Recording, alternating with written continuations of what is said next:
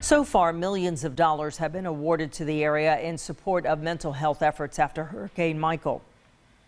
In part one of News 13's investigation, how the money was being spent, we told you how schools were using it. Here's News 13's Miabel Salzano. So far, schools have received over $14 million in funding to address mental health after Hurricane Michael. But money also went to other organizations in the area to bolster mental health efforts.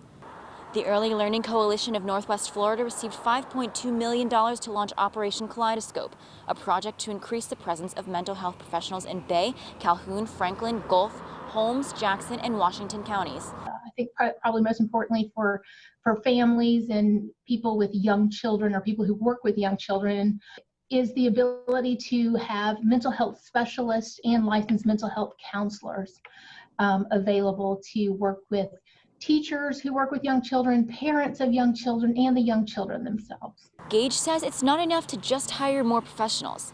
This grant will allow them to ensure families' treatment by subsidizing the costs regardless of insurance or financial situation. We really wanted to eliminate any barriers to mental health services for families, for children, and for the people who work with young children. Additionally, the state awarded $2.3 million in federal funding to bring Project Hope, a national disaster recovery group, to the area immediately after Michael, with another $690,000 for a 90-day extension in January. Gage says the extra money is making a difference. Child care programs and families who had access to mental health specialists were able to report, better outcomes or situations improving, or they were able to identify challenges and issues early on so they can start and continue to get the mental health support that they need or that their children need to be successful.